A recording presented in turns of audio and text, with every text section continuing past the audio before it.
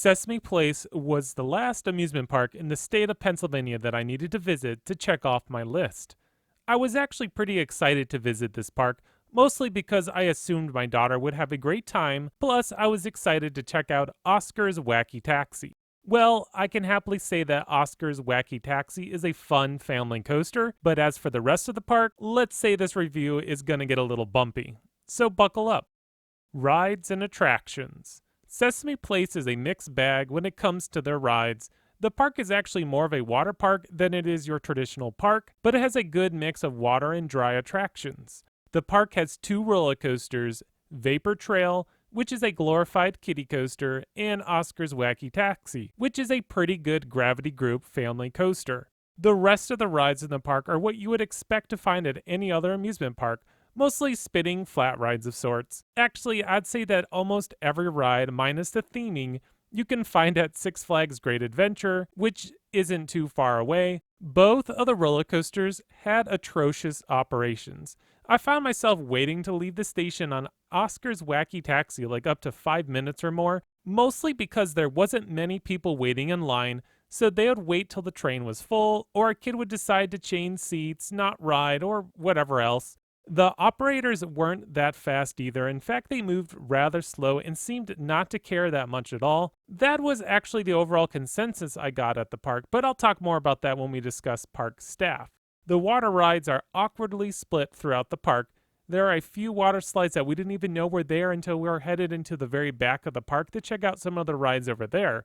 So, speaking of operations, one of the most puzzling operation issues that I faced at Sesame Place was the lazy river. So we decided later in the day to spend some time in the water park area, and of course, my daughter wanted to go into the lazy river. Most lazy rivers you can just waltz right in, but I came to a line and was wondering what was taking so long. Well, finds out that they were only letting 5 people into the river at a time. And once they completed the lap, another 5 people would swap out with them. So waiting to get into the lazy river was at least an hour. So obviously we didn't wait for the lazy river. I guess the park was short-staffed, but honestly, if you're that short-staffed, just don't open the lazy river. In case I haven't mentioned this yet, Sesame Place is a kids park, not a family park. I mean, the whole family can come, but it's definitely geared towards younger kids. With that said, I think a score of 7 for rides and attractions sounds about right. I would rate it higher because for a kids park, and if you're a kid, there's lots to do, but because of the operational issues, I'm knocking off a couple points. Theming and atmosphere. This is the one category that I think Sesame Place excels at. The theming is very well done. Main Street looks like it was pulled right out of the TV show. The parade is very well done with decent looking floats. There are plenty of characters walking around throughout the day. All the rides have some level of theming involved. Oscar's Wacky Taxi is one of their more themed attractions. Overall, everything is well done to look like Sesame Place, so I think the park earns a score of 9. Park food. This is where I start to have a real problem with Sesame Place. So it was about 1 p.m., we were in the water park, and I thought, Braylon is playing in the wave pool area, this is a perfect time to get some food for us all. So I walk on over to the first food stand that I see in the water park area, and it's closed. No big deal, the park isn't super busy today, so I can understand that a couple stands will be closed. So I move on over to the next food stand, and it's closed. Now I'm starting to look around for an actual open stand. I see the back of this food truck that they have parked on the main street.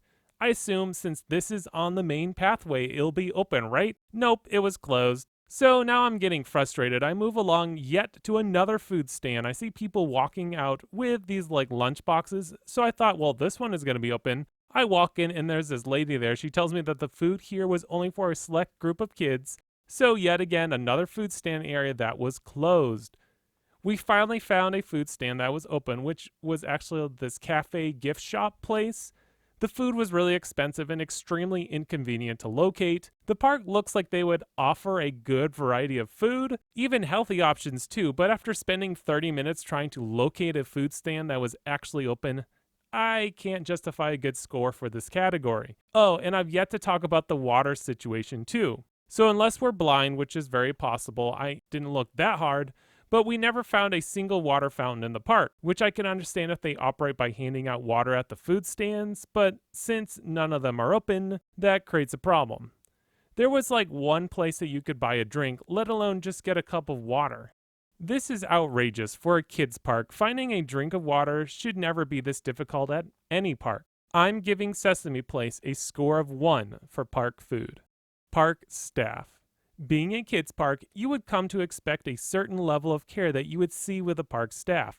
But at Sesame Place, the overall consensus I got from the staff is I don't care. Many of them seemed disconnected from anything that was going on around them. I got the impression that many didn't even want to be there, which is well below the standard that I'd expect at any SeaWorld park. Comparing this to Busch Gardens Williamsburg, the staff are nowhere near the level that I experienced at other SeaWorld parks. The park entertainers seemed to do a good job. I could see a level of enthusiasm involved, so yeah, I guess the entertainers were the glue keeping the place held together, I guess. Sesame Place gets a score of 3.5 for park staff. Park value.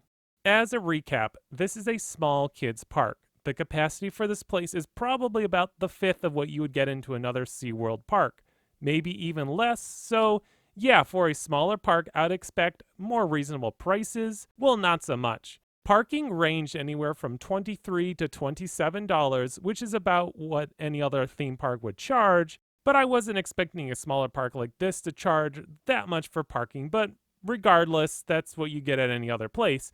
The crazy part now is that if you were to buy admission at the gate, it will cost you $60, which is insane. I'm sorry, but this small theme park is not worth that amount. Now, you can find many discounted tickets online. I was able to get tickets for about $30, which is more reasonable, but sorry, $60 is asking too much. Park value gets a 3.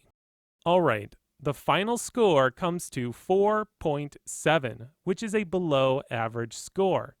Some might think that I'm being a little too harsh on Sesame Place. That could be. It's possible that we also had a really bad day and this wasn't the norm. I don't know if I would ever take my family back, but some might get a better experience. So during our visit, we think it was near the end of the day and my daughter lost her Abby Cadabby doll. And we didn't realize this until we were at the car ready to leave. So I ran back to the park. First place I went to was Park Services to check out the lost and found, and no luck. Then I decided to head back to the ride where my daughter believed she left the doll, and I was stopped by a security guard about 50 feet from the ride. He didn't really care about my predicament and told me to just look in the lost and found again. He said that anything that was left in this area would already be brought over to the lost and found. So I decided to check out the lost and found once more time, and of course, no luck. The next day, we ended up getting our daughter another Abby Cadabby doll, but I wasn't going to give any more money to the Busch Gardens chain by buying it at Sesame Place. It's hard to say that if this park is worth to take your family or not. You might have a better day. I mean, on paper, this place looks like it would be a great place for younger kids. And again, this might have been a bad day that we visited the park. I have no intentions of visiting this place again. Well, that's my review of Sesame Place. Was I too harsh on the park? Let me know in the comments below. As always, please subscribe so you don't miss out on more great content coming your way by XscreamThrills.